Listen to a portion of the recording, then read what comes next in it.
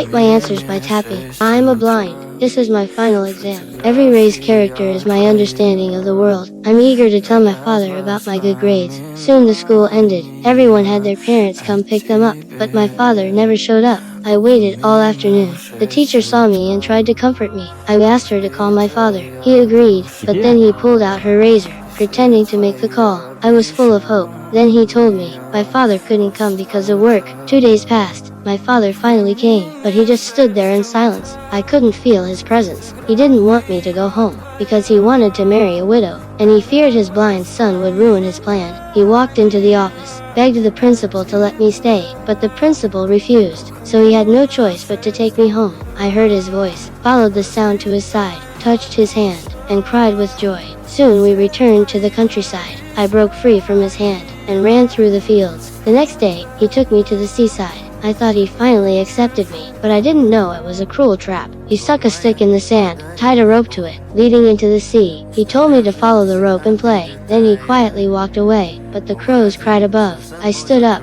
and the tide didn't take me. Later he led me into the forest, hoping the beasts would eat me, but a passing worker stopped me. Father was disappointed, yet the next day, he tried again. He took me out once more. I realized this wasn't the way home. I broke free and tried to run, but he caught me again. He brought me to a blind carpenter, then turned and left. The carpenter placed a piece of wood in my hands, but my tears fell on his palms. I thought even my grandma had given up on me, but she was out there searching for me, until she died one night in exhaustion. The widow's family said it was bad luck, and called off the wedding. Father's dream was shattered. He came back to take me home. I had no more hope for him, but I still followed. When we crossed a bridge, I slipped into the rushing river. Father hesitated, then jumped in to find me. When he pulled me to shore, I had already seen the colors of heaven. So do you understand this, Father? Please leave a comment.